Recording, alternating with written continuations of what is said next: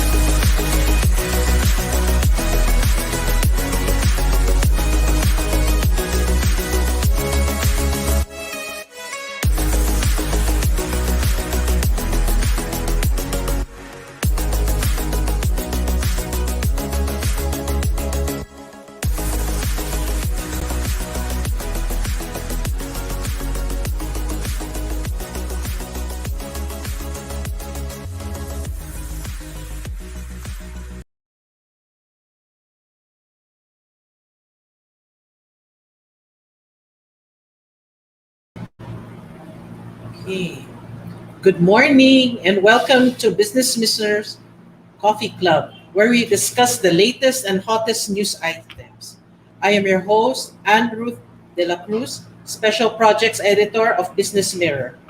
Joining me as my co-host for this morning's discussion is Mike Policarpio, the Education Editor of Business Mirror.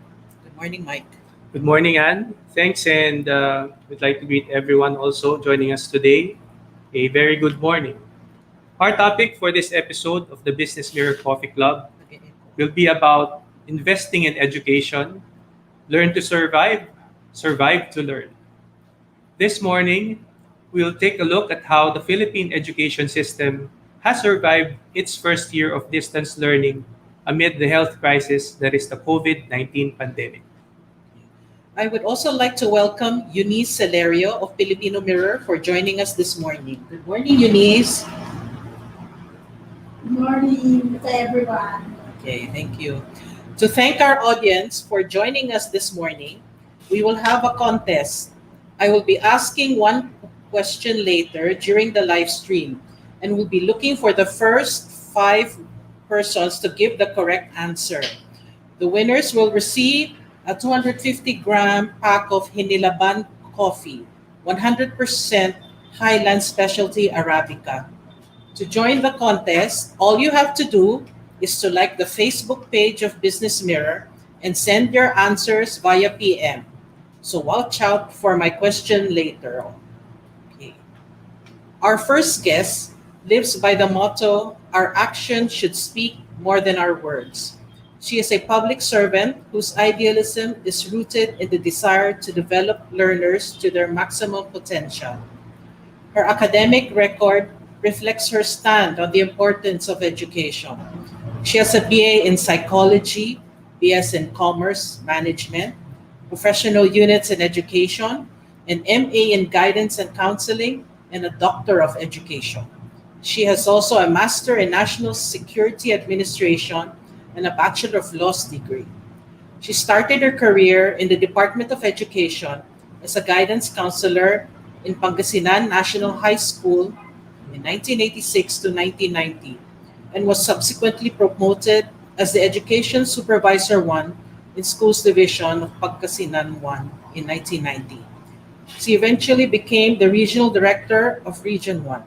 Here is Education Assistant Secretary Alma Ruby C. Torrio. Good morning, ma'am. Thank you, Ma'am Ruth. Thank you, Sir Mike. Good morning, everyone. So welcome, Asectorio, and thanks for joining us. We'll be hearing from you later. Our second guest served as Undersecretary of the Presidential Legislative Liaison Office, or the PLLO, at the House of Representatives. In his post, he assisted the PLLO Secretary in promoting presidential initiatives and acted as a conduit between the Office of the President and members of Congress, non-government organizations, and other cooperative interest groups supportive to the President. He was named OIC Executive Director of UniFast Secretariat, which supports the UniFast Board in carrying out its functions under Republic Act 10687, otherwise known as the UniFast Act, in implementing student financial assistance programs under RA 10931, or the Universal Access to Quality Tertiary Education. We have with us Attorney Ryan L. Estevez, OIC and Executive Director of UniFast Secretariat. Good morning, Attorney. I don't think he's online yet, Mike. I see. Let's- So, yeah, yes. Let's introduce him again later when he's online. All right, we'll do that. So we hope to have Attorney Estevez later. Okay. Our third guest is presently the CEO Administrator of the Clinic of the Holy Spirit, a DOH licensed acute and chronic psychiatric facility established in 1979. She worked as an educational psychologist at the Guidance, Counseling, and Special Education Services of the Division of City Schools Manila for 6 years. A clinical psychologist since 1987, her work includes assessing and counseling different cases of family-oriented and relationship problems, mental disorders, and drug-related disorders. She is a resource person on psychological topics, perspectives, and conflicts on TV shows like KMJS, Rafi Tulfo in Action, and Wanted, Bitag, Unang Hirit, Good News, Sa Totoo Lang, Good Morning Kuya, and on radio stations DZME, DZRH, DZXL, Radio Veritas, and Magtanong kay Doc. She was the former Family Council for Konsyensya ng Bayan for the program Face to Face and Trio Tagapayo for Face to Face TV5. Here is Dr. Camille Mucha Cases Garcia. Good morning, Dr. Camille. Hello, good morning Anne, good morning Mike, and good morning po sa lahat. Hello, good morning po, Dr. Camille. So we will be hearing from you later, yes. Also joining us this morning is a cum laude graduate from the Mindanao State University, General Santos City campus with a bachelor's degree in education, major in English in 2011. He is currently taking up his master's degree in teaching English as a second language at the Notre Dame of Dadiangas University, General Santos City. He is the former school paper advisor and SPA coordinator at Ireneo L. Santiago National High School of Metro Dadiangas. Also, he is a resource speaker in strategies and methods of teaching in the new normal and mental health awareness in the new normal, and a member of the training team of DepEd General Santos in various webinar workshops in reading. So that's a mouthful. So all the way from Mindanao is Alan P. Torres, teacher at the Ireneo L. Santiago National High School. Magandang Jensen, magandang Pilipinas, at magandang buhay. Salamat po. Thank you, Teacher Alan. Ngayon pa lang, marami na po kayong fans dito sa comment section. Okay. Dinala ko lahat. Salamat po. Our youngest guest for today is currently in the United States, where she is attending the Stanford University Mathematics Camp and the University of Michigan Math and Science Scholars Program.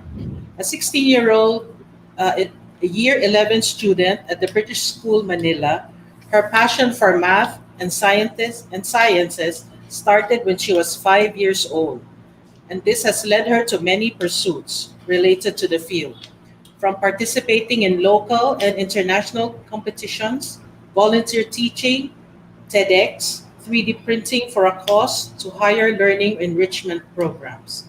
In February 2021, she founded Girls for STEM, an advocacy that aims to provide holistic support for gifted and financially challenged middle school girls in the Philippines towards pursuing higher education and careers in science, technology, engineering, and math. Here is Nina Marie or Chin Chin Bernabe. Good morning, Chin Chin. Good morning. Thank you for having me. Okay, good morning. I see, nandito na po si Attorney Esteves. Just wanted to say hi, Attorney. Glad you could make it. Hi, Ma'am. Good morning. Okay. Sorry, it was thank you raining po. outside. Oh, okay. Thank you po. Welcome, attorney. Yes, okay. So can we proceed po to ask Sectorio for her opening remarks? Thank you again, Ma'am Ruth, and good morning to my fellow resource speakers, and good morning to everyone.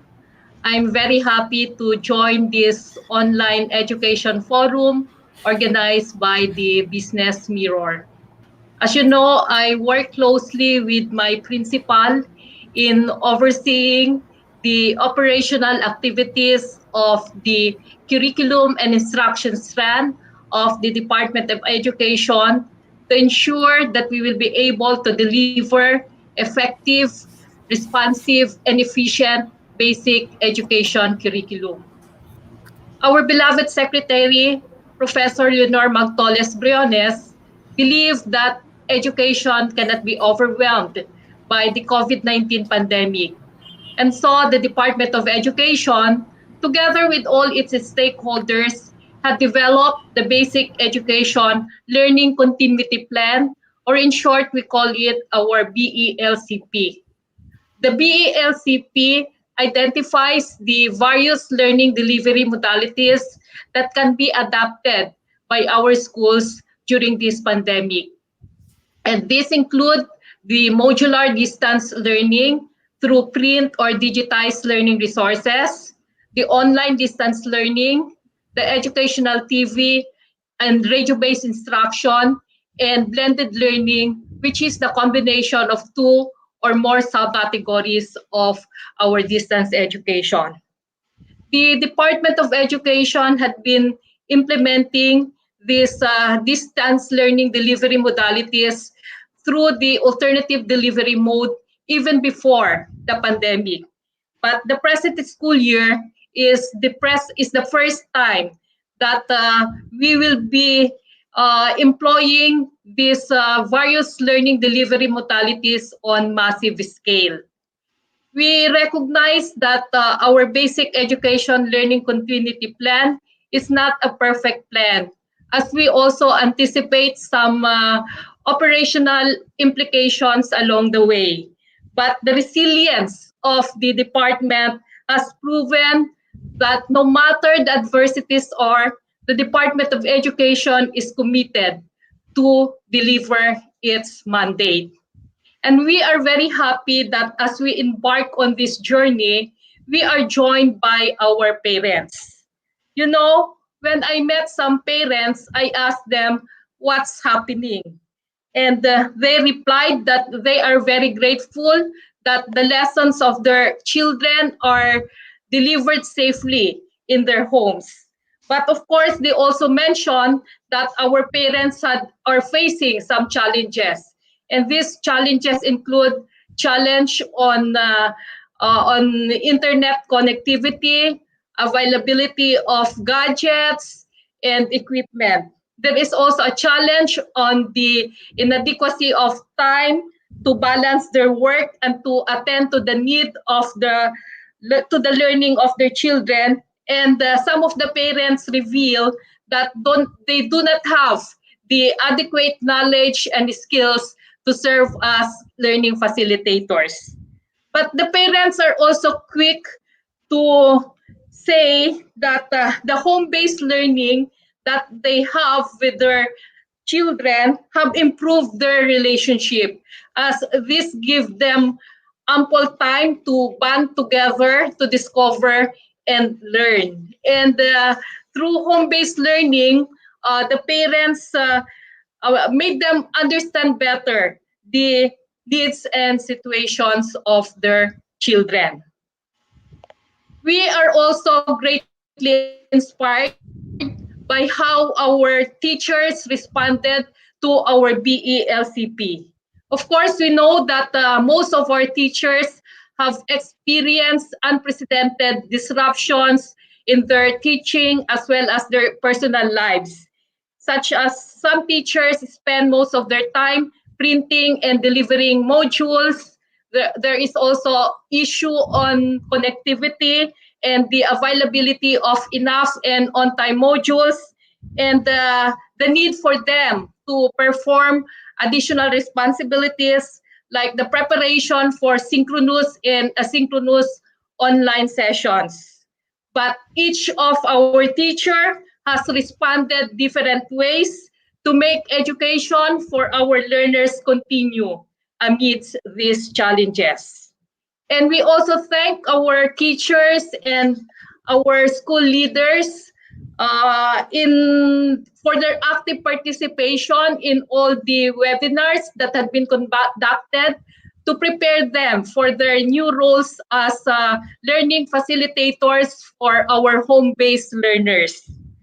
There were webinars on MELFs, on distance learning delivery modalities, on assisting our parents and learners, webinars on mental health and well-being, on writing and evaluating learning resources, and the implementation of teaching and learning. But despite all the challenges that have been mentioned, and had not been mentioned, the department has identified growth drivers as a result of the experience in distance education. We have put in place a more strengthened and sustainable network with partners, following the apparent need of the Department of Education for support during this crisis. And the institutionalization of the different learning delivery modalities is a potent tool that may help the Department of Education broaden access to basic education. And relative to this, I personally support the proposal of CHED to adopt flexible learning as an opportunity to transition the call of the future. I personally believe that the flexible learning may now form part of the new normal in ensuring continuity of education even in the most complex and challenging circumstances. Thank you, and over to you, Ma'am Ruth.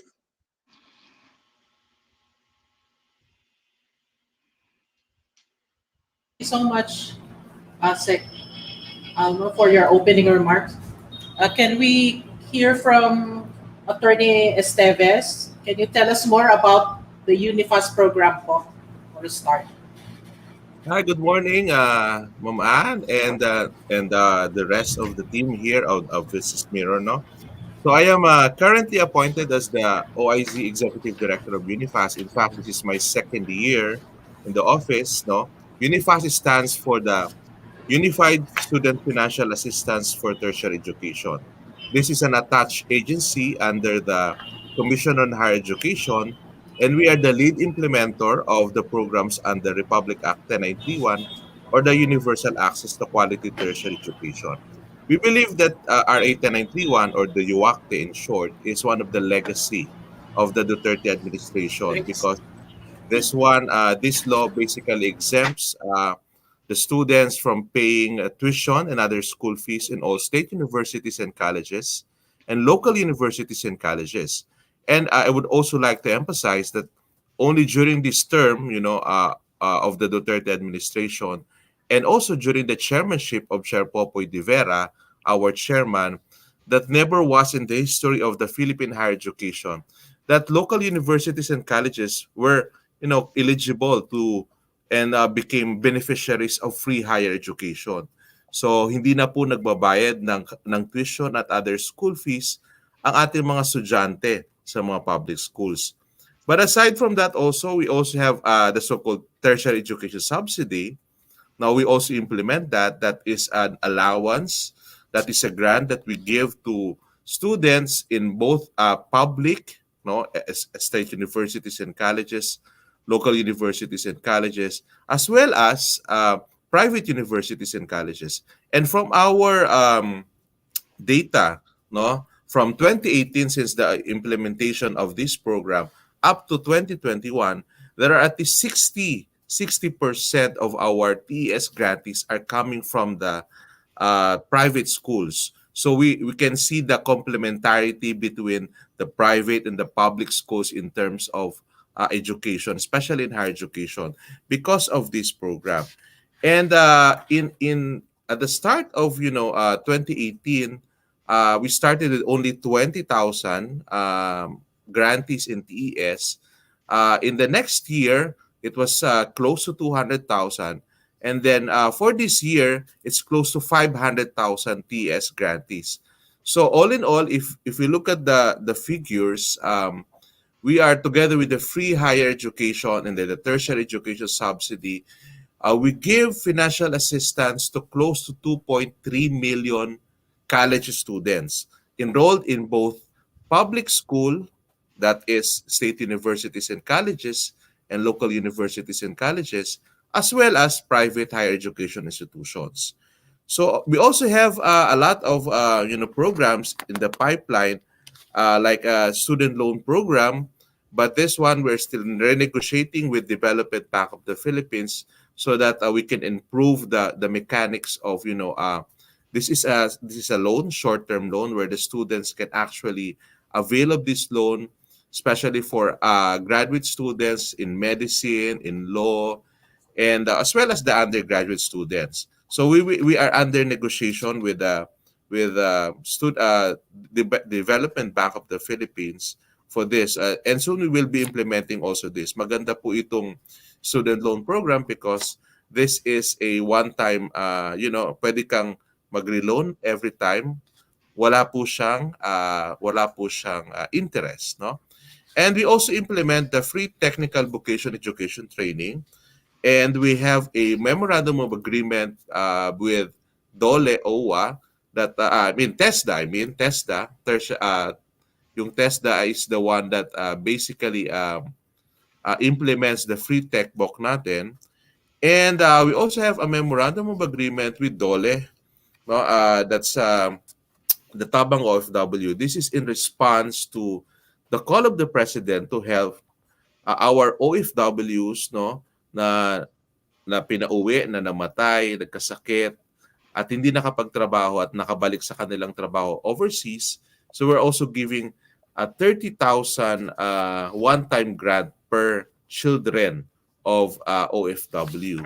Doon naman, madam, sa test, no, sa test natin, for our listeners, no, sa ating mga viewers, we give as much as 100,000 per student. So if you are coming from the public school, dahil libre na ang tuition and other school fees, that's already covered by the free higher ed. If you are a test grantee, you are also if you qualify as a test grantee, you are also given a 40,000 allowance. No, this is 20,000 per semester. And if you are also a PWD, we give an additional 30,000 pesos, no, for that test grantee. And then if you will be taking the board exam, you are also eligible to a reimbursement of as much as 10,000 pesos. So if you look at the figures, now if you're coming from state universities and colleges, public schools, our assistance is of course the free higher education plus the TES, which is close to around 80,000 pesos, especially if you are towards the end of your student life, no, 50th year or 4th year. In private schools, we also give as much as 100,000 kasi 60,000 yung allowance nila, 30,000 per semester to cover their education-related expenses and their mga tuition fees. And also, if PWD rin sila, they also get another 30,000. And just the same for the private schools, if you're taking the board exam, you are also eligible to another 10,000 maximum reimbursement. So we're happy that even during this pandemic, we have a lot of, we go around, Chair Popoy and we're going around the provinces, no? Of course, nagpapatest kami para we were very sure that we are not we're not sharing the virus, no, sa ating mga estudyante at sa ating mga schools, no, in the provinces. And then we realized that there are a lot of students right now that are transferring, no, mas maraming enrollees ngayon sa mga public schools because of this program of the government. And this pandemic basically taught us that is really, there is really a necessity to invest in education.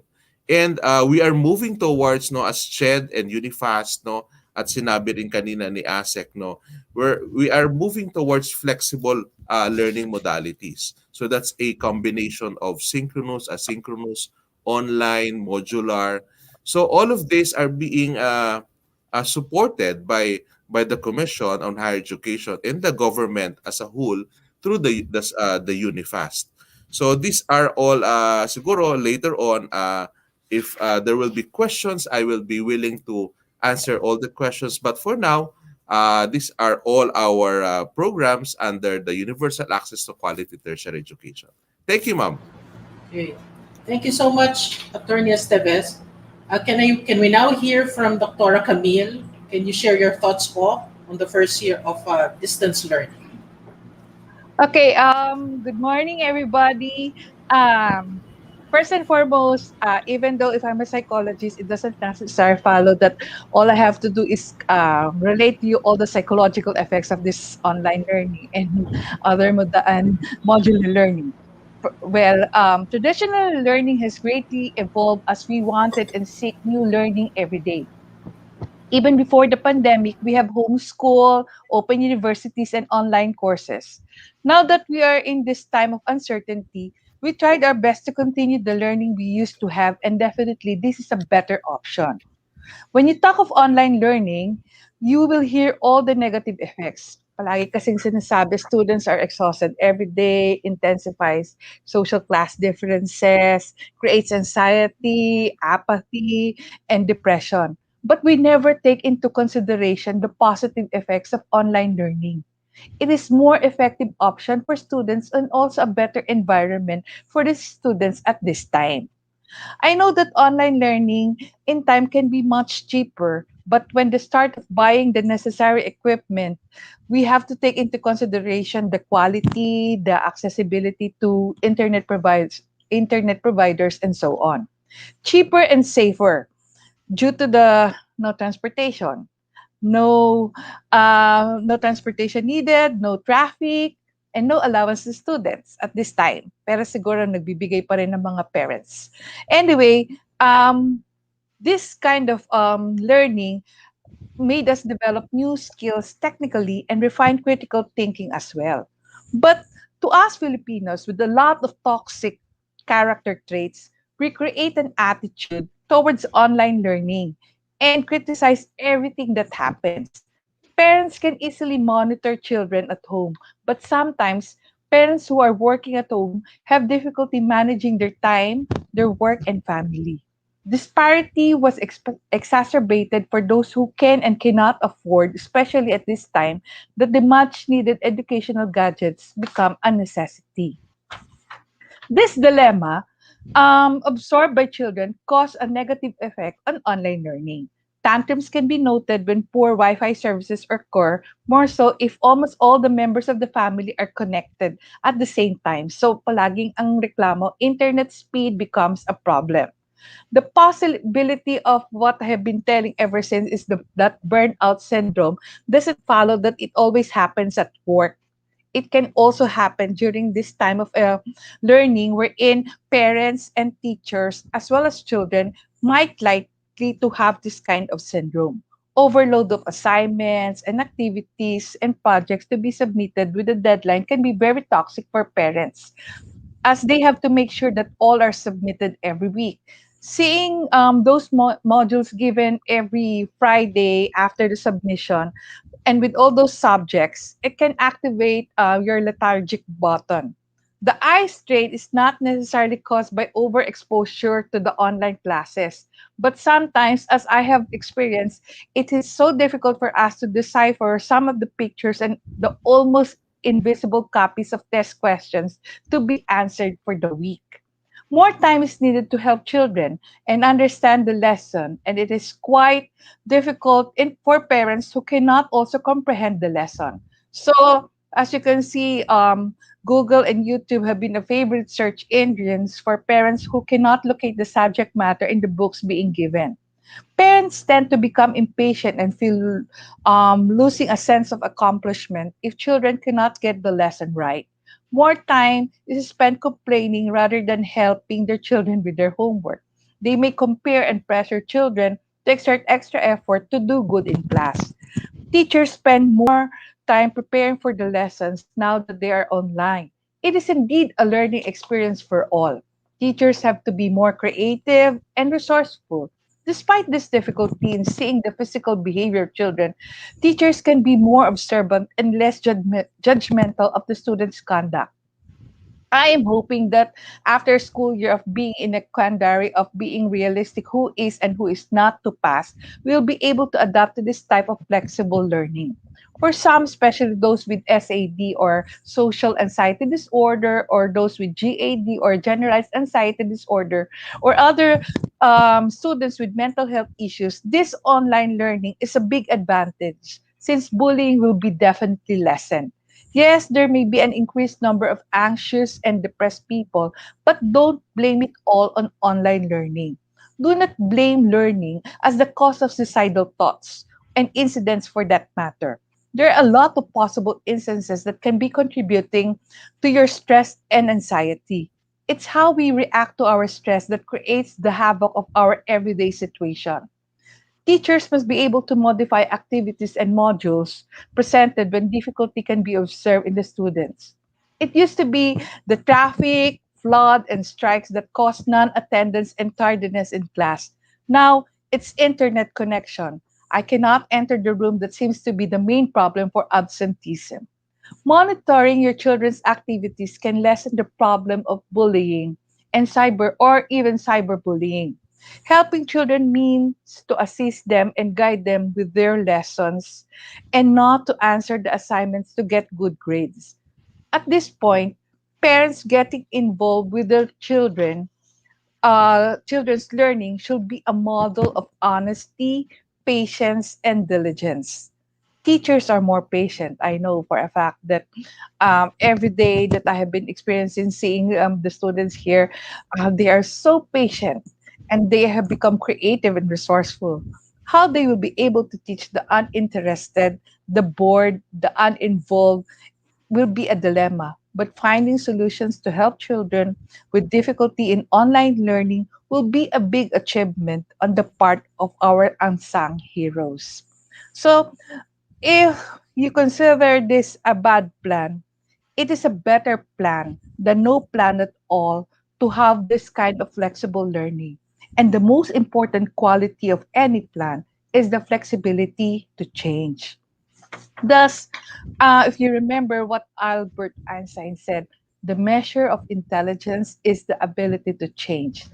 This being flexible and having this flexible learning is a way for us to survive to learn. Thank you. Thank you so much, Dr. Camille. Now, can we hear from Teacher Alan, all the way from General Santos City?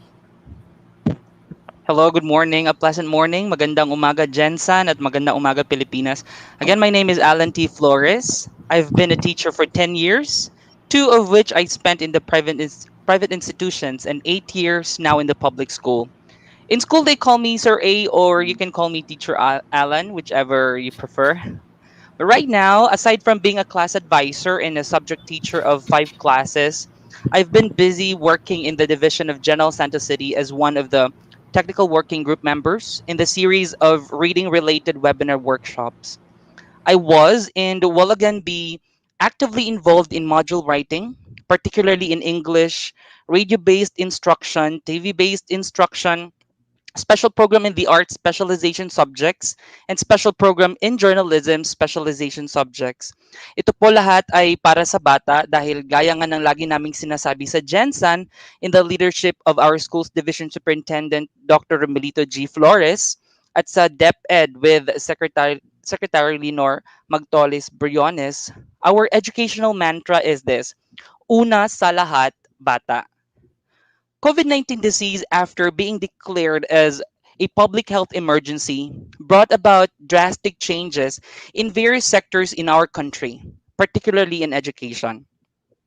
While most educational institutions have been forced to transition in their mode of learning delivery through various modalities, several virtual training and workshops were conducted for teachers to be equipped with the relevant skills in preparation for the opening of the school year. On the other hand, with our parents, while dealing with temporary unemployment, financial crisis, anxieties, and other psychological stresses, they find themselves primarily responsible for their children's continuing education. But many of them do not have sufficient time or the necessary educational qualifications to meet the learning needs and demands of their children.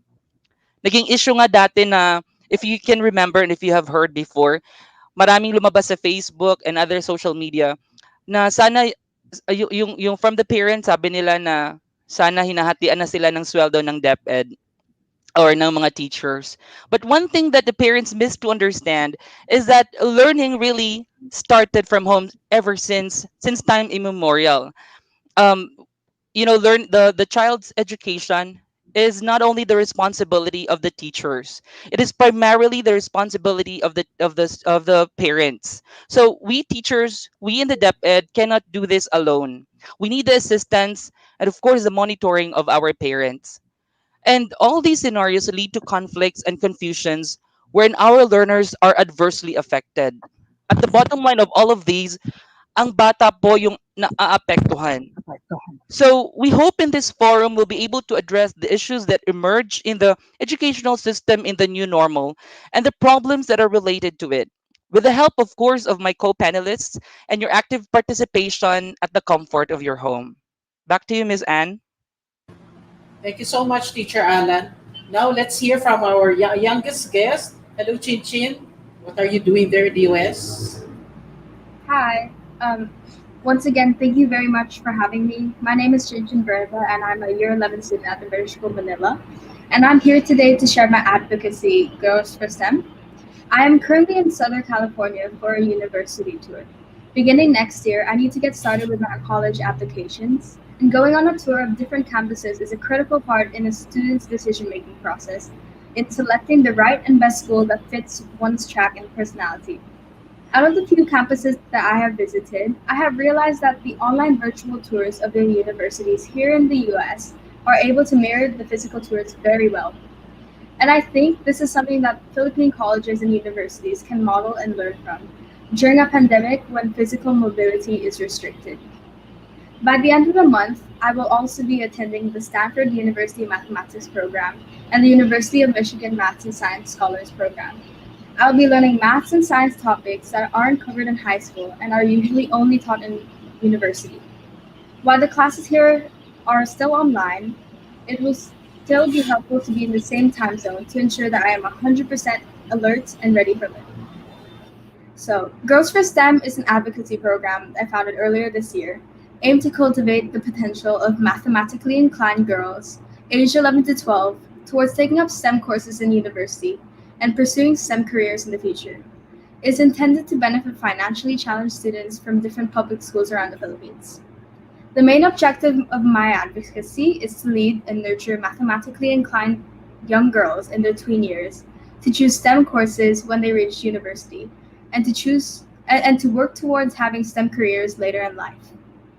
I particularly chose to focus on grade 5 and grade 6 students because in my personal experience, this is a stage when a girl discovers what she is passionate about and what she is strong at. This will lead her to choose what subjects to take in high school, the courses to enroll in college, and the career path to take as an adult. Thank you very much.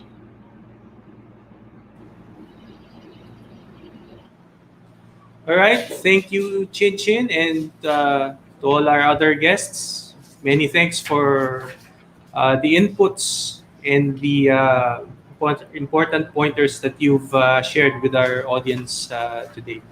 I guess, Anne, we can start by I'll be throwing out some questions, specific, probably specific to one of our guests, and maybe the rest can also chime in. My first question actually is for Asek Alma. Hello, Asek. You mentioned earlier about the statement of Ched that there's actually no going back, and that flexible learning will be the new norm. So there's actually a report from the ADB that said, excuse me, school closures will lead to about $1 trillion in future learning losses in Asia Pacific. This assumes that every student loses $180 every year from their expected future annual learnings. So does this jive with the announcement of CHED regarding flexible learning as the new normal that we will be taking in? Thank you, Sir Mike, for that question. I would like to go back to my earlier statement when I mentioned that the adoption of flexible learning or the alternative delivery mode had been implemented by DepEd even before the pandemic. But because of the closure of our schools, we had adopted flexible learnings or the adoption of alternative delivery modes on a massive scale.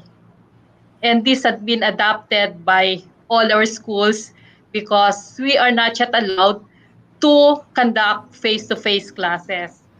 So when we say flexible learning options or various learning delivery modalities, we consider various learning delivery modalities, which include not only online distance learning, but also modular distance learning, or kung hindi na talaga, kung pwede na talaga yung ano is we can omit yung distance learning but we consider online learning, modular learning, and for DepEd, we consider other learning delivery modalities which include the radio-based instruction and the educational TV and the blended learning.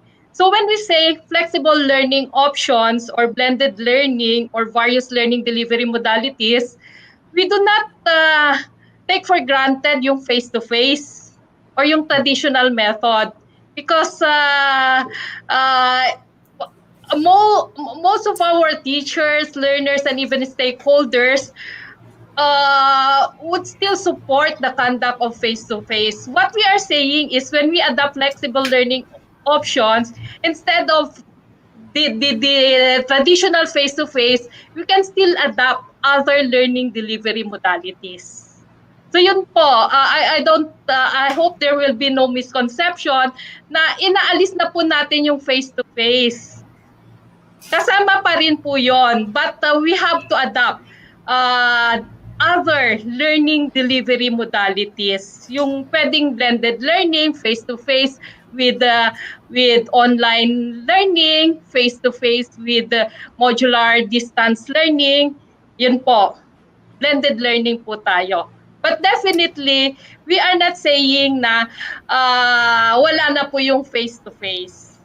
Pag pwede na po. Thank you. Ayun. So, well said po, Asek, and thank you po for your thoughts on my query. Sana naman po hindi nga ganun kalaki no yung cost dun sa ating education system pag naman ni-roll out na natin ng tuloy-tuloy yung blended learning na sinasabi natin. Anything from your end, Anne, before we engage I have with one others? for Sectorio. Actually, this is a question from our reporter Claudette Siriaco. Perhaps you can also answer this, Attorney Esteves, if you have any idea about this. If you have the data, how many teachers and non-teaching personnel have responded to the call to receive the COVID-19 vaccine? And how many were hesitant? Perhaps you can also answer this, Attorney Esteves, if you have any idea about this. If you have the data, how many teachers and non-teaching personnel have responded to the call to receive the COVID-19 vaccine? And how many were hesitant? Thank you, ma'am. Yeah, unfortunately, I have to be candid. I don't have the data right now.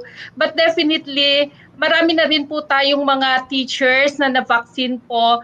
Yung mga under A1, kasi health personnel po natin sa DepEd, at saka yung under A2 at saka A3, at nagro-roll out na rin po sa A4 po. And as for those medyo anti-vax po sila, we also conducted a survey and meron din po kaming advocacy campaign for the vaccination po. But ma'am, I'm sorry, I don't have the data right now po. But perhaps I can provide you after this forum. Thank you. Anne and Mike, if I may, no? Sir. Chair Popoy sits in the IATF and was able to convince the IATF to raise the education frontliners to A4. So recently, during the celebration of the National Higher Education Day, when the president signed RA 11522, no, we had this first ceremonial vaccination of our education frontliners. In the tertiary education, we held that one in the Universidad de Manila. It was in collaboration with the mayor of the city of Manila. And in fact, Secretary Duque was also there. I was also vaccinated in that area. And we also had another one in Quezon City, where the city government of Quezon City also helped us not to vaccinate our education frontliners. So you see, while we don't have yet the data right now, more and more teachers are already being vaccinated because we have already raised the level of our education frontliners to A4. That is beside yung mga senior citizens natin at yung mga comorbidities, because we believe that education frontliners are also exposed, and education has to continue even during this time of the pandemic, and we also have to protect ourselves, our students, our community in the areas. Hence, so yun po, nagkaroon ng talagang matinding kinumbinsi ni Chair Popo yung IATF to basically raise our education frontliners to A4. So marami-rami na po as we speak. There are a lot of schools now and offices that are being vaccinated as belonging to A4, yung ating mga education frontliners. Thank you, Anne. Very much.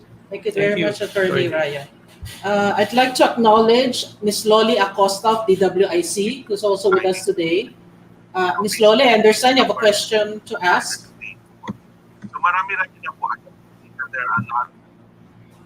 Ms. Loli, you have a question to ask. Good morning. Good morning.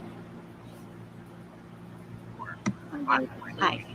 Hi, this is Loli Acosta. I'm with DWIZ. Can you hear me, guys? Good morning, everyone. Go ahead, Ms. Loli.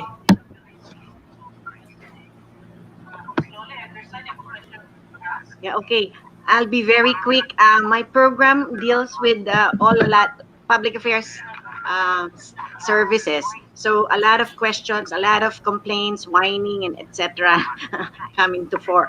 I just want to ask our good psychologists, how do you guys, or how do you catch the attention of our students? How do you maintain and sustain them so that they'll really, really pay attention?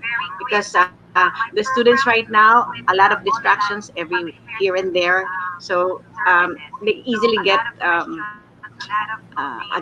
diverted. So we want to zero in, the education comes to mind, and how they will really, really get it sink into their heads. Go ahead, I think the psychologist, the good psychologist, Dr. Camille Garcia. Thank you so much, Ma'am Loli. First and foremost, probably what is the best thing for any student to be motivated and really driven is the fact that, one, they really go to school. So if you go to school, you know that you have to be educated and you are supposed to be learning. And probably because of this kind of uncertainty that we have, definitely it's up to the good parenting, good values, good inculcation of not only the home per se, but also the teachers. Because sometimes the teachers are so very sabihin na natin, well oriented on how they'll be able to catch the attention.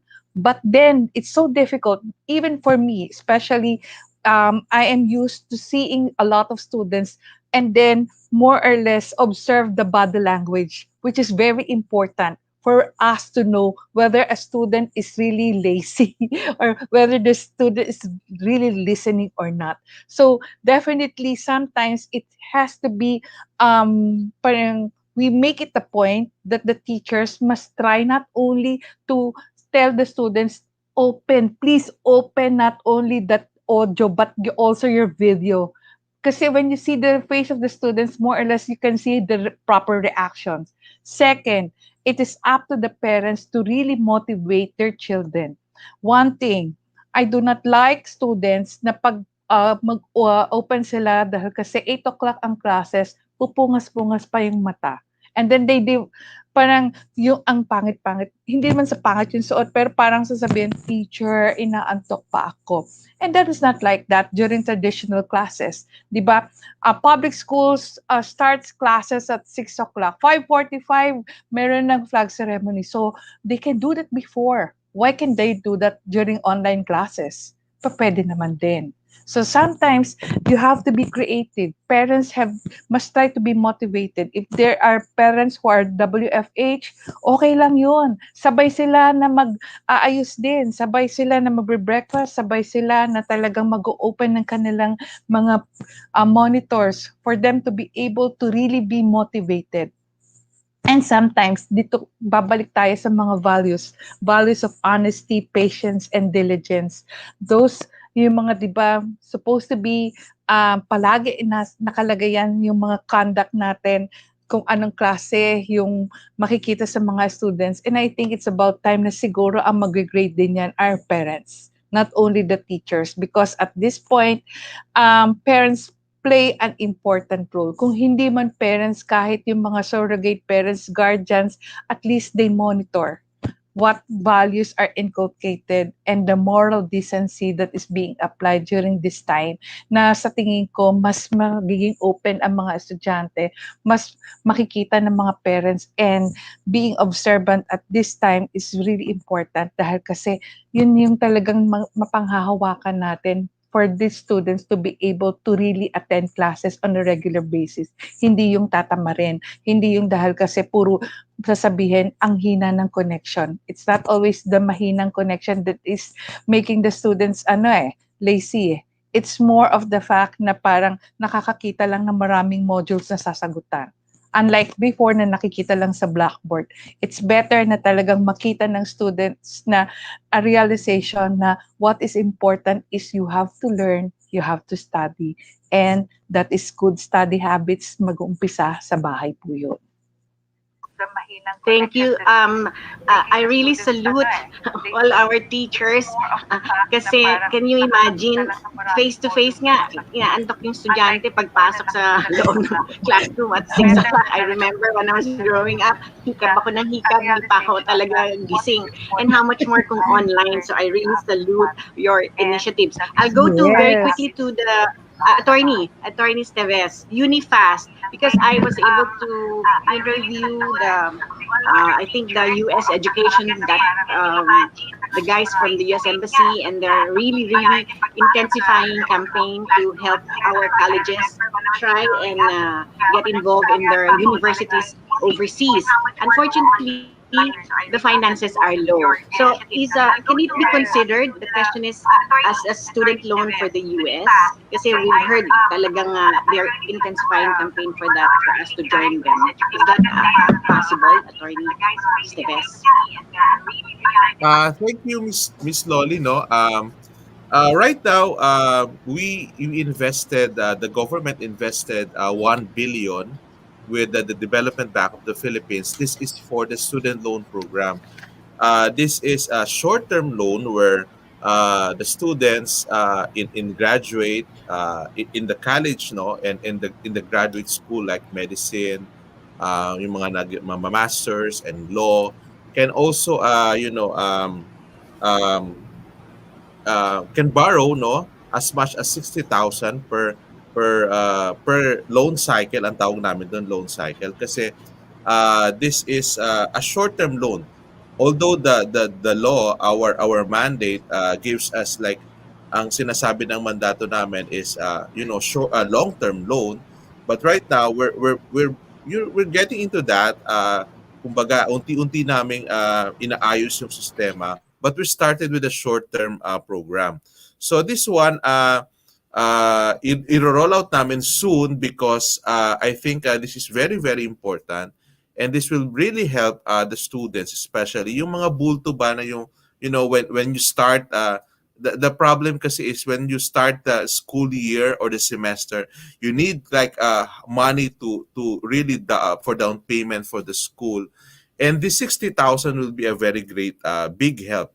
And this will be once this loan program is this loan ay nabayaran within the loan term, wala po siyang interest. So, yes, ma'am, Ma'am Loli, we are renegotiating with DBP as to the terms of collection kasi we have to be very, very prudent that Unifast is not a banker. So we really have to bank on the experiences of the banks, and we have to learn from their experience. So dahil bago ako ngayon sa Unifast, inaayos namin yung sistema para ma-roll out na namin itong student loan program. And soon, probably in the near future, if the short-term loan program will be successful, we can be able to also launch as a long-term program like that of the US, Australia, UK, no? That is, we need baby steps, ika nga, because our office is still bago pa lang, no? So that's it, Ma'am Loli. Thank you. Attorney Steves, no? Lalo na sa platform namin sa radio. And the last question, I know a lot of people are also going to be questioning. Actually, our ASIC, Assistant Secretary Alma Rubitorio. Ang complaints ng mga parents in my program, they say, nako, masyado na silang aggressive ang mga bata ngayon. They don't really parang obey us anymore. They have their own preference, and then with the high technology, there's such a thing as high technology daw nga, pero nagdedicate in moral technology or something. It's the moral is decaying, so to speak, ano? Kasi nga high tech na. So what's your view on this? Pwede ba natin ibalik ulit yung sinasabi nating GMRC o ano ba yan? Nandyan pa rin ba siya? Parang nawala na yata, di umano, no? That's the question, kasi it all boils down to values, sabi nga ni psychologist natin Dr. Camille Garcia. So kung ibabalik daw yan, somehow kahit high technology na, the values will be still there, be there intact. And again, biblically, it says, Hosea 4:6, my people perish for lack of knowledge. So maganda na ibagdagdag or ibalik ulit yung good manners, right conduct. Yes, go ahead, Teacher Asik Alma. Thank you, Ma'am Loli. Before I give my comments po, on behalf of DepEd, maraming salamat po sa mga magagandang salita na binitawan ninyo in favor of our teachers. At sabi nga ni Doc Camille, we consider them as our unsung heroes. Andyan si Teacher Alan po, at narinig naman po ninyo kung ano'y po yung mga ginagawa ng mga teachers po natin. Bagamat sinabi ko rin po kanina na hindi po namin kayang gampanan itong distance education kung hindi po natin kasama yung mga parents. Yes, tamang-tama po yung sinabi nyo, Ma'am Loli.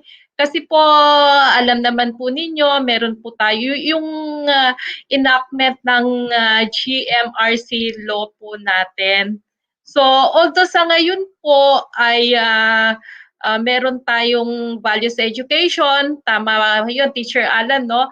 Being taught as a separate subject, yung edukasyon sa pagpapahalaga, ini-enhance po natin yan, we are making an alignment ng curriculum po natin dun sa bagong pasa na GMRC law po. And please be assured po na lahat po ng mga learning resources po natin, online at saka digitize po, ay may sinusunod po na social content po yon. At yung mga learning resources po natin ay masusi po na ini-evaluate po ng ating core team. Nandyan sina Teacher Alan sa Division Office. And then, ini-evaluate pa po ito ng regional office and then sa central office po. Although alam naman po ninyo, we also recognize na meron ting mga lumalabas na errors, particularly yung hindi na naipasa sa mga quality assurance team po natin. Pero bumuo na rin po kami ng team para po tumingin kung sakaling may mga lumabas na errors po.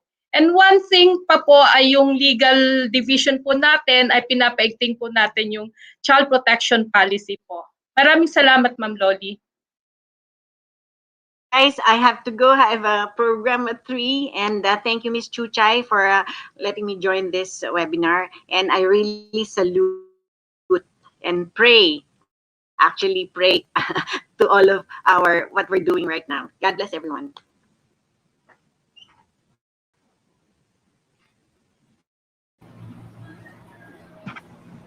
Thank you so much, Miss Lolly. I have a question here for Teacher Alan.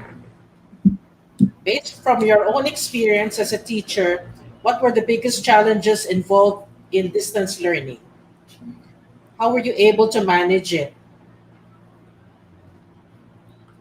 Nakamute ka, teacher. Yeah po. Okay. So thank you po for that very timely question po. Yes, we teachers are in the front lines of making education possible in this pandemic. When asked about the challenges that we face, there are a lot, really a lot. But I'll just highlight the ones that are common to all.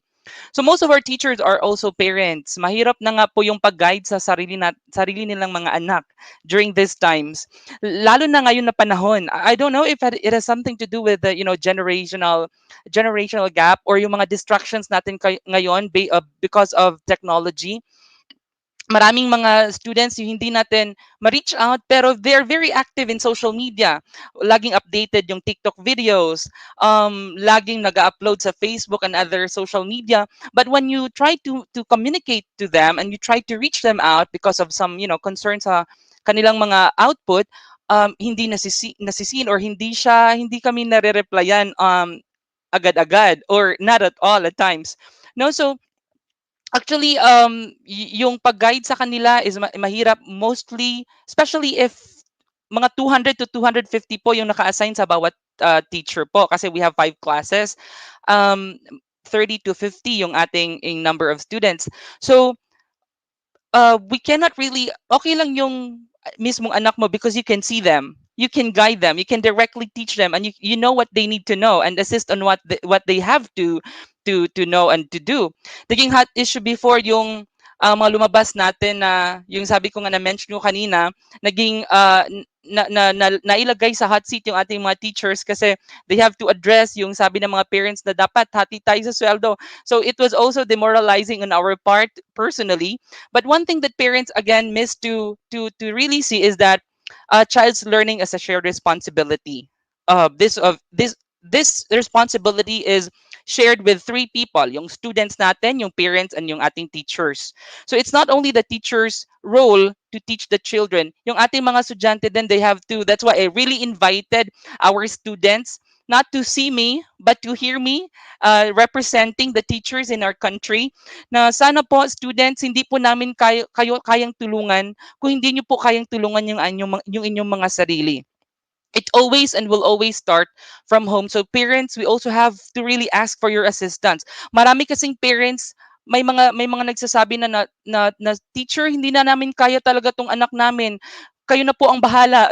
And it's very ironic that kung hindi kaya ng mga parents who are always with their children, how can we do that when we are in remote areas, when we are in distant education? So unlike our children in school, there are those who cannot be reached, especially ngayon na third quarter or going to fourth quarter kasi parang tinatamad na yung I'm not sure with the number, but most of there are a lot of students that I talked to na wala na silang gana and so on. So even during the start of the school year, we had to convince the parents to enroll their children because there are many things that they fail to see because of their fears and anxieties. And one of that is how important continuing education is in this pandemic. So I'd like to really address this to all the parents. Baka next year ayaw na nila because of this existing problem. To everyone po, yung mundo lang po yung huminto. Learning should never stop. Kasi time will come if everything is over, baka they will be blamed by their children kung bakit napag-iwanan na sila ng iba nilang classmates.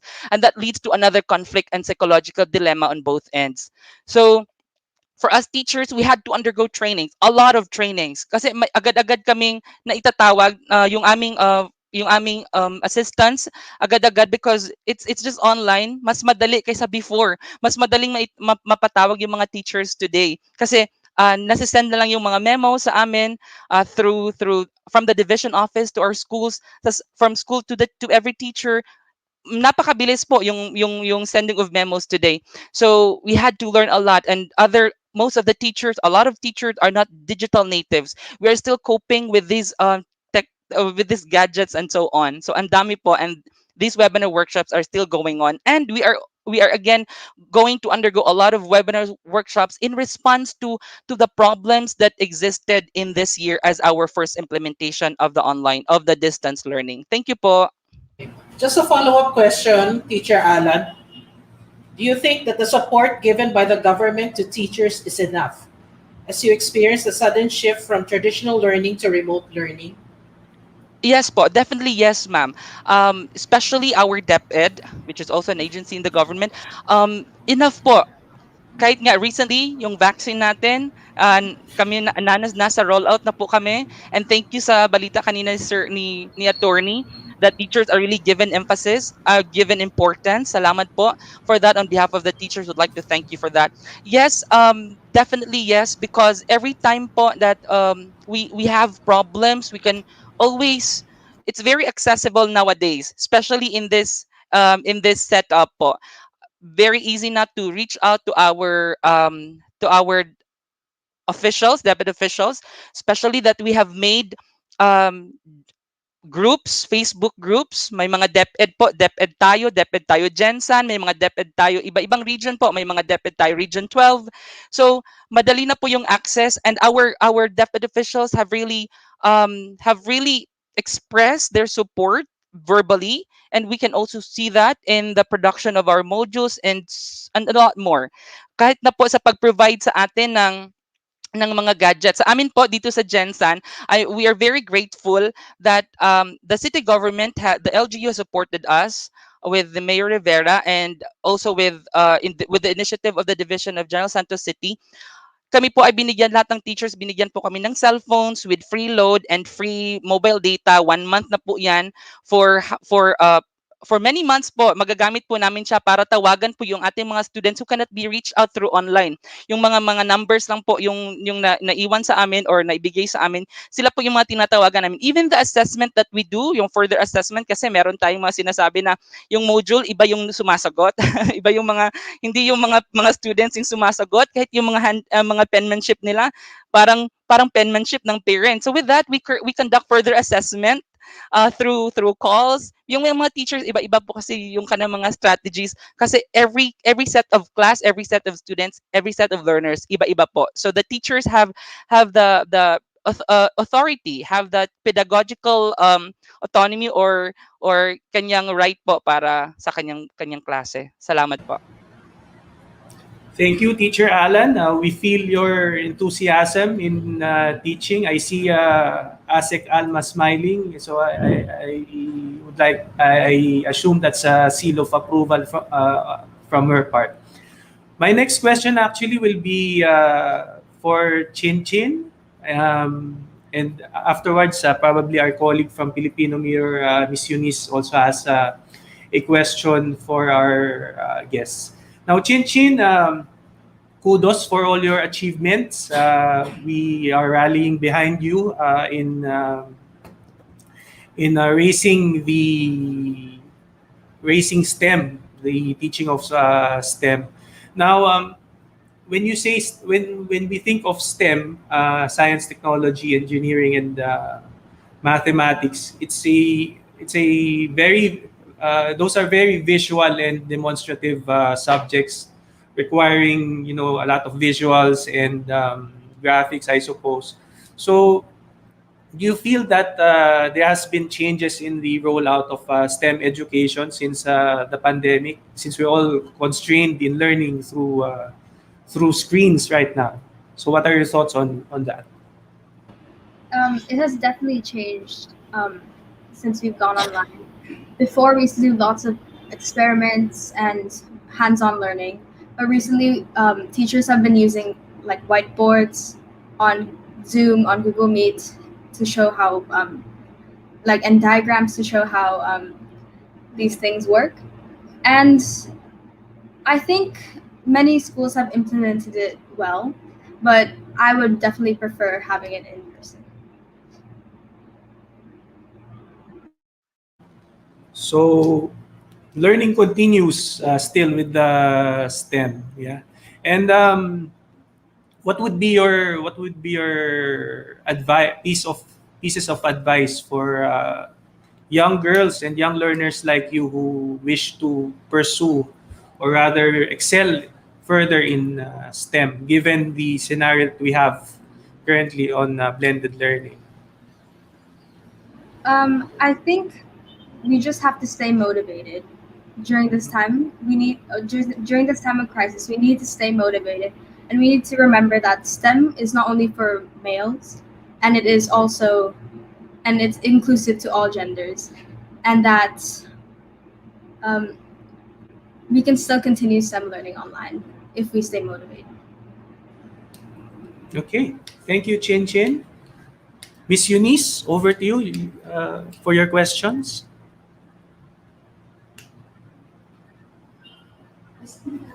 Yes, good morning po sa lahat.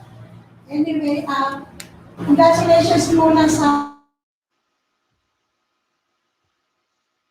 8 buwan na kayong nagpupursige, nagsasumikat na matuwa ating mga estudyante.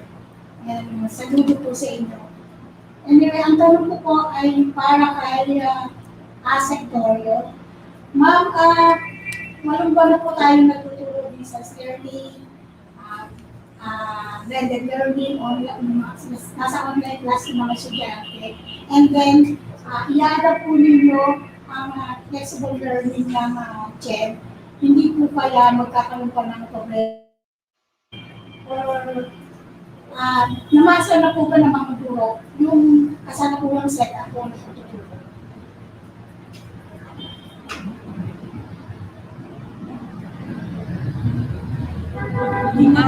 Thank you. Thank you, Ma'am Eunice, dun po sa tanong. Although hindi ko po masyadong ano po yung connection. Yung concern po, confirm ko lang po ha, yung concern po ay yung magiging concern ng mga teachers po in case na i-adapt po ba natin yung flexible learning options. Buwan po na pagtuturo, na-transfer na po ba ng ating mga guro yung setup, yung kasalukuyan setup po, para maging effective po sila sa pagtuturo po nila? Oh, okay po. Yes po, ma'am. Nagbukas po tayo ng October 5. So, tama po kayo.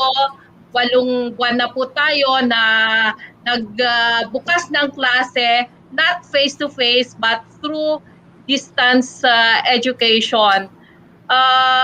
It's a work in progress po. Hindi po namin sinasabi na perfecto na po yung ginagawa po natin. Pero talagang ang mahalaga po ay nabukas po natin yung mga schools at hindi po huminto yung pag-aaral ng ating mga anak po. Everyday po ay talagang challenge sa mga guro natin, sa lahat ng mga school leaders natin. At in fact, yung narinig po natin na sinabi ni Teacher Alan ay bunga rin po ng pagpupursige ng ating mahal na kalihim. Alam po ninyo, ang ating mahal na kalihim ay regular po ang pag-conduct ng MANCOM meetings sa mga regional directors po natin. Noon po, before the pandemic, once a month lang po kaming nagmi-meeting, pero ngayon every week po, kasi po ang mahal na kalihim po natin ay gusto niyang malaman kung ano po ang nangyayari sa mga paaralan po natin. Marami pa pong paghahanda, kung yung concern po ay yung paghahanda ng ating mga guro. I don't know if I got it right kasi medyo na yung connection ko po. Marami pa pong paghahanda, but what really matters po ay hindi po natin ihihinto yung pag-aaral ng ating mga anak. At dahil nga po dito ay marami pong modalities ang ginagamit po natin. Hindi lamang po online learning, pero gumagawa pa rin po kami ng modules, And we believe na yung self-learning modules po natin ay yung the best learning resource na pwede nilang gamitin dahil self-paced po yun po na na ginagamit ng ating mga bata. At meron din tayong mga radyo at mga TV. Nag-train po kami ng mga teachers na maging na mag-deliver ng instruction through TV at mga teachers na maging radio broadcasters po natin. But tuloy-tuloy pa rin po to. So in general, we can say that DepEd had achieved a lot after opening our classes. But there are still a lot of things to do po. And we'll do this, sabi nga ni Teacher Alan, para sa mga bata po. Maraming salamat, Ma'am Eunice. Ma'am, salamat po. Follow questions lang po. Just in case po na maaprubahan, maipapatutupad na po pa ito sa next school year? Yung blended learning po, yung flexible learning po. Yung flexible, una po, gusto ko lang pong ulitin po, yung flexible learning options po, pinapatupad na po namin yon. Meron po tayong ADM, yung Alternative Delivery Mode, at yung ALS po, yung Alternative Learning System po. So, eto po, yung FLOs po natin na to, ay ginagamit natin ito pre-pandemic sa mga mag-aral natin under unique circumstances. Yun pong hindi makapasok dahil kailangan nilang may mga working po sila, may trabaho sila, o yung mga kailangang o yung merong may sakit. So we make education flexible and accessible to them. Ngayon po, so meron pong mga modules po tayo. We call them ADM modules for our learners who are under unique circumstances, who are undertaking these flexible learning options, yung ADM at saka ALS po. So ngayong pandemic po, by all means, lahat po sila ay under flexible learning options po. Andyan pa rin po yung ALS natin at yung ADM po natin, yung Alternative Delivery Mode. Pero yung Alternative Delivery Mode, dinagdagan po natin yung mga modalities natin, yung nabanggit ko po na 4. So yung question po ay, ito ba ay i-adapt under new normal? Kanina po sabi ko personally kasi ayoko pong i-commit yung ng department. So ako personally po under new normal and with the reason that we have to provide access to education, we make education accessible and inclusive, then we really have to adapt various learning delivery modalities. Kasi po, ako personally, I say, baka meron pa tayong mga crisis na haharapin, and we cannot really afford education to stop. And so we need to adapt. We need to make education flexible. We need to adapt various learning delivery modalities to make education continue. Yun po, ma'am, ang ko po. I hope there will be no misconception na eto, distance learning na ang sinusuportahan ko po. Hindi po. What we are saying is we would like to make education accessible in whatever conditions, in whatever circumstances. So we have to adapt to different learning delivery modalities. We have to make education flexible by adapting flexible learning options po. Options pong mga yon po. Thank you po. Maraming salamat po, ma'am. Okay. Thank you, Ms. Eunice. Alma, I have a question. Di ba in the Yes, other ma'am. countries, the students are already being vaccinated with the COVID-19 for COVID-19. What if this will happen here in the Philippines? Is the ed ready for face-to-face classes? Ma'am, ano po, as to the conduct of face-to-face, actually meron na po kaming ready plan for face-to-face, and this was made possible to in coordination with our field offices, particularly our regional directors. But of course, our regional directors in their plan, they had also coordinated with their partners dun sa respective regions nila and divisions and schools po. So what we are saying is in DepEd, we are ready with the plan, but the plan is subject po for approval ng IATF at ng OP po. As for the vaccination, I would like to mention also that the secretary, our secretary, sits also as member of the IATF at lahat po ng mga concerns na to ay ini-elevate po ng ating mahal na kalihim sa IATF at saka sa Office of the President. Maraming salamat. Thank you so much, Ma'am Alma. I have a question po for Attorney Ryan. Sir, can you tell us more about the scholarship program? I received a question asking if the children of teachers are qualified for this. Thank you, Miss Ann. Actually, yung scholarship programs natin, we call it grants under UNIFAS. No? We have to distinguish between scholarship, which is CHED merit scholarship, no, and then the grants that are being implemented by our office.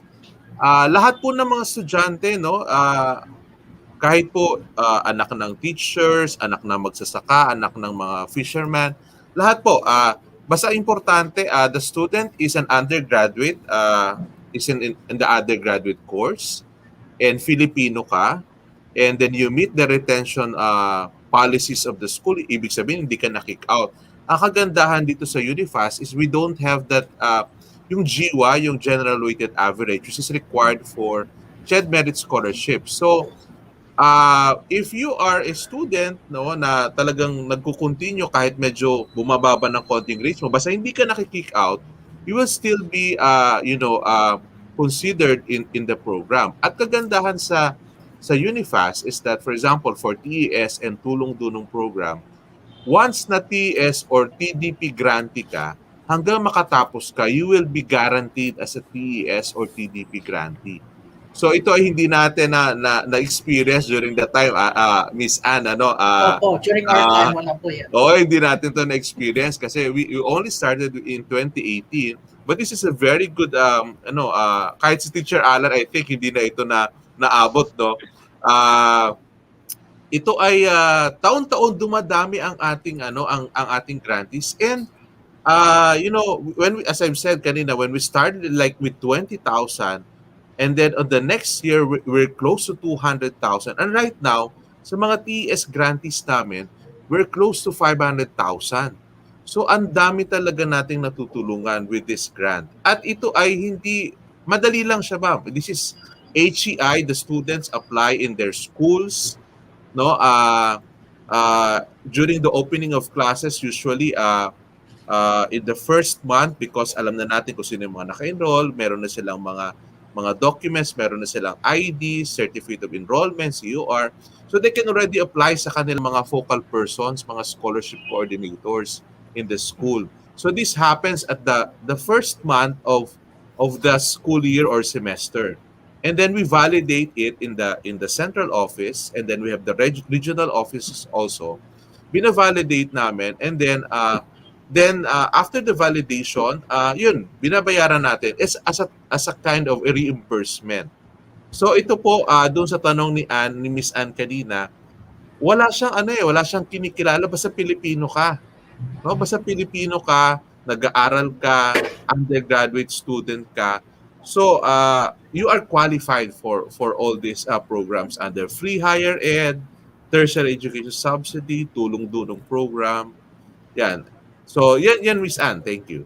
Okay. But so it's also available for students in private universities. Yes, of course, ma'am. Ma'am, in fact, in based on our data, 60% of our TES grantees, yung tertiary education subsidy grantees natin, surprisingly, are coming from the private schools. Mas madami ang grantees natin from the private schools, no? Kasi of course, binabayaran na natin through Unifast and CHED yung tuition and other school fees for the public schools, no, SUCs and LUC. So it's a complementary program na kumbaga hindi natin pinapatay ang mga private schools. In fact, we help them through this program. So mas marami tayong mga estudyante na nakakakuha in fact in the private schools, no, surprisingly, no. So hindi lang siya talaga for public schools, no, SUCs and LUCs, but also for private schools. Thank you so much, Attorney Ryan. I have one question for Chin Chin. Chin Chin, do you plan to get the vaccine for COVID-19? If I have the chance to, yes, I'll get the vaccine here in the US. Okay. And then what are your plans to push for your advocacy? In the future, in the coming months, we are planning to launch our first roundtable for teachers. It's called Nurturing the STEM Potential, and it's aimed to select public school teachers and develop their students' STEM skills. We will also be having foreign educators share their experiences and wisdom on how best to nurture students towards STEM. I'm reaching out to my teachers at British School Manila who have a wide experience in handling many students here and abroad to share their knowledge and inspire Filipino teachers. For the girls, our members, we will soon introduce them to coding, the fun way. We will also be doing science experiments, more online learning events, and in the future we envision to have simultaneous rocket launches, which the girls themselves will lead. I'm also inviting my co-students at PSM to help facilitate all these activities with me. Okay, thank you. And then I have one more question for you. Can you tell us more about your journey towards your acceptance to Michigan's Math and Science Scholarship Program? How tough was it? It was, honestly, I just followed my interests. I did many activities towards math and science, such as math competitions and math programs, because I was interested. And just writing about my experiences in my essay helped me get in. Thank you, Chin Chin. And if I may, just one quick question for Chin Chin coming from our comment section. So Chin Chin, from a student's point of view, how do you stay motivated given the layout or given the setup that we have for learning nowadays? It can get really easy to get demotivated. So I try to set small tasks, even like daily tasks to complete, to make sure that I end up completing the big assignments I have to do. And I make sure that I don't procrastinate and leave them off. And I try to stay in contact with my teachers and friends, and they can give me a few words and help me stay motivated as well. All right. Well said, Chin Chin. Thanks, and best of luck to you there. Do we have any additional questions before I ask them for their final? We're over time already.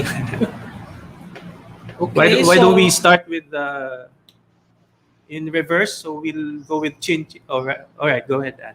Yeah, before I ask our guests for their closing spiels, here's my question for our contest. Don't forget, I'm giving away coffee this morning.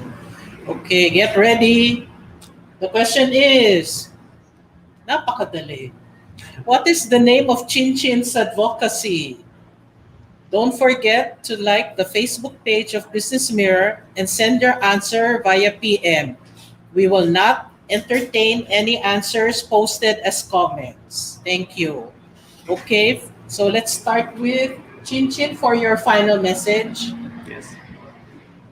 The great Albert Einstein once said, "The secret of being ahead is getting started." We at Girls for STEM are here to help young girls be pushed towards STEM and to get ahead in STEM. Let us all do our part to help young girls by spotting and nurturing their potential for STEM. Let's encourage them by saying they too can do can take STEM courses, and inspire them with the confidence that girls can make it big in STEM. Thank you. Thank you again for having me. It was a pleasure to be here. Thank you, Chin Chin. Can we call Teacher Alan for your closing message? Thank you. It is better to learn something than not learning at all. But in achieving this, we should not compromise the lives of our future professionals, our future leaders, our nation builders, and our rebuilders. Ang unang dapat natin gawin is lawakan yung ating mga isip at pag-unawa on how the education experts, the health experts, and other experts for this matter collaboratively work to combat this pandemic. Hindi lamang po ang DepEd ang nagdedesisyon, hindi lamang po ang CHED ang gumagawa ng desisyon, sila lamang po yung naku-quote sa mga headline. But one thing that we as citizens need to do is to simply be aware that before that decision came out, it was referred to other sectors, stakeholders for many times. Gaya nga ng sabi kanina ni Asik Torio na si Secretary Briones is sitting in one of the seats in IATF. So before we conducted or we applied these modalities, we conducted a survey in learner enrollment and survey form or tinatawag namin na LESF. It showed that 8.8 May winners million ka na. 8.8 million parents preferred modular over the 3.9 million who opted blended learning, which is a combination of different modalities. So in the advent of this new normal comes new curriculum, new programs, new modalities. We may not be expecting to go immediately to face when circumstances allow. Meron tayong mga tinatawag na hybrid learning for those who want to in person, if again if circumstances allow, if IATF allows, meron tayong tinatawag na hybrid learning. Merong pwedeng mag in person while at the same time may synchronous session na ginagawa virtually. So sabay. And also to add to that is the asynchronous modality. So all we need to do, to everyone who is watching, all we need to do is to actively participate and be at most flexible towards various changes in this changing world. When you say flexible, it's not only with the modality, but our understanding and our mindset towards this pandemic. Dahil hindi lang po ito kaya ng mga teachers o ng mga nasa posisyon, lahat po tayo, kailangan po nating lumaban at labanan natin because the word pandemic is not coined just today. It is a repeated history and we need to battle this pandemic together. Thank you very much.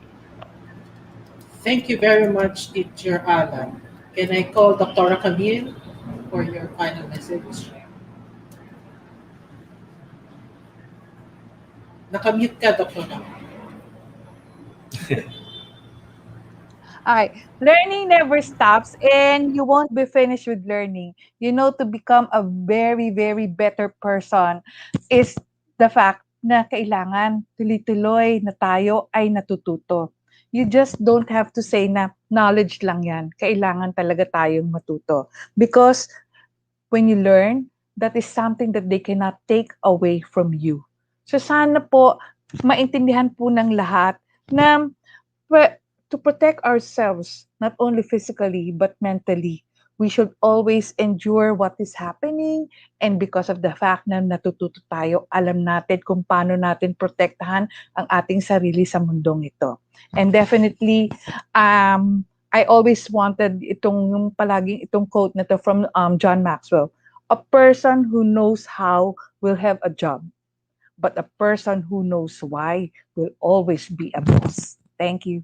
Yun lang po. Message? Thank you again for having me here.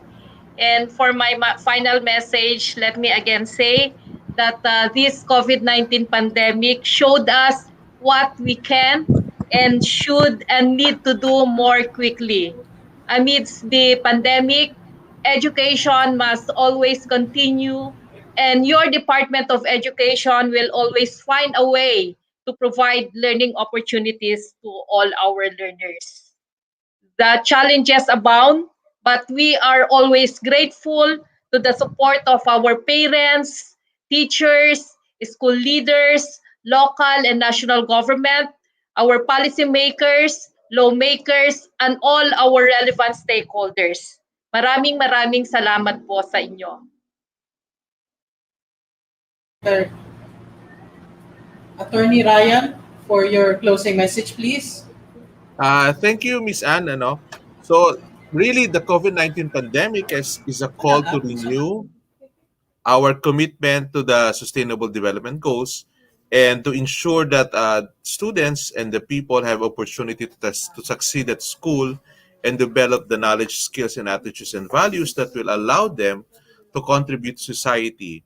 No, and the health crisis has tested our ability to deal with large-scale disruptions. So it is now up to us to build a legacy of a more resilient society, particularly in the sector of education under the Duterte administration and beyond. So rest assured that we at the Commission on Higher Education and the Unified Student Financial Assistance for College or for Tertiary Education, or UNIFAS, under the leadership of Chairman Popoy de Vera, we will continue to improve our systems to better serve our students and be true to our mandate, that is giving universal access to quality tertiary education. So muli, magandang umaga. Thank you, Attorney Ryan. Okay. According to our back end, no one sent their answers through PM. So we will now entertain po dito sa comment section. My question earlier was, what is the name of Chin Chin's advocacy? The first 5 to comment will get the coffee. So we'll just answer them na lang sa comments, yung mga winners. To monitor the comment section. Yeah, we'll just monitor. Okay. I'd like to thank you all again for being with us this morning. Thank you, Mike. Yes, thank you, Ms. Anne. Eunice, and thank you to Ms. Loli earlier. I'd like to thank our sponsors, Rex Education, Smart, De La Salle University, Hineleban Farms, and Nickel Asia. Just a quick shout out, Anne, to our Business Mirror layout artists, Nicole Figueroa and Doreen Galang. Hi guys, and the rest of the layout artists of Business Mirror. Oh, shout out though to Ed, to Eva, to Briggs. Yes, Thank to our you very production much. crew. To our production crew, thank you. To our sales team, thank you very Yes, much. advertising sales, Business Mirror, kudos to all of you. And to our editorial team, of course. Thank Again, you, thank everyone. you so much. And we hope to see you again next month. Yes, Thank you thank po. you and good morning. Good morning. Thank you po. Nabubulol ako. Kasi nag-e-echo ako.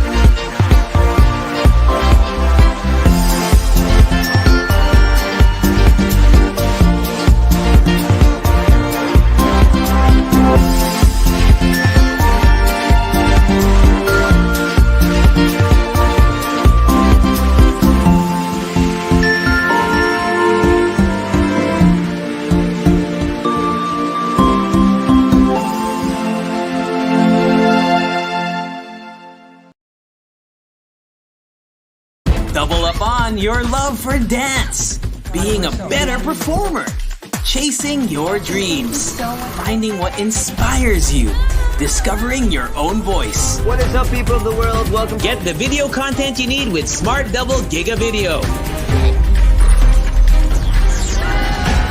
With 2 gigabytes of video every day. Pursue what excites you because being better never stops. Download GigaLife and choose Double Giga.